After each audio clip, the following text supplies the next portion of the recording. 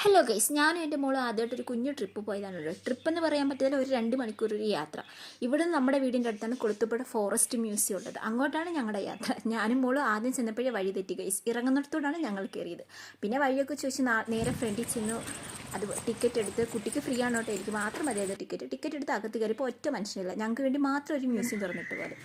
ആദ്യം തന്നെ മരങ്ങളെ പറ്റി ഡീറ്റെയിൽസാണ് അവിടെ ഒരു ബുക്ക് തന്നെ ഉണ്ടാക്കി വെച്ചിട്ടുണ്ട്. അത് കഴിഞ്ഞ് നമ്മൾ കയറിയത് ഒരു വനത്തിലേക്കാണ്. വനത്തിൽ പാമ്പ്, കടുവ, പുലി അങ്ങനെയുള്ള സകല കാര്യങ്ങളുണ്ടായിരുന്നു. പിന്നെ നമ്മൾ കയറിയത് ഒരു കടൽ, പിന്നെ കേരളം, അങ്ങനെ കുറേ കാര്യങ്ങളുണ്ടായിരുന്നു. പിന്നെ നമ്മുടെ കേരളത്തിൻ്റെ അനുഷ്ഠാന കലകളുടെ കാര്യങ്ങളൊക്കെ ഉണ്ടാക്കി.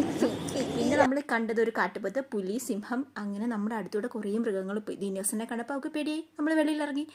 പിന്നെ ചെന്നപ്പോൾ